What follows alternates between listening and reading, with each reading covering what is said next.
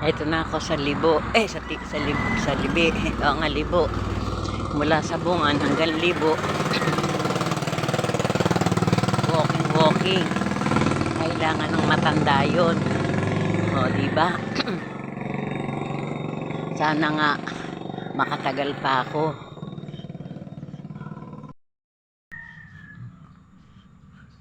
Ito ako sa Libo. Lalakad. May kasalubong akong mama nakaitim. Oh, yan.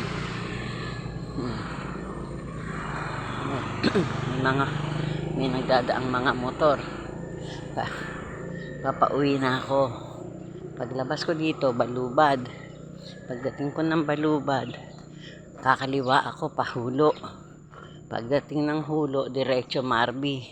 Pagkagaling ng Marby, diretso dun sa gasolinahan. Pagkaraan ng gasolinahan, Kapilya. Pagkaraan ng Kapilya ng Iglesia ni Cristo, lalakad pa uli, papunta naman dun sa amin sa Sabungan. O, diba? O, eto, may pawis na ako. Paano gagawin ko kung hindi naman ako magpapapawis? Matanda na ako, wala naman akong pera, wala akong hanap buhay, wala namang nagbibigay.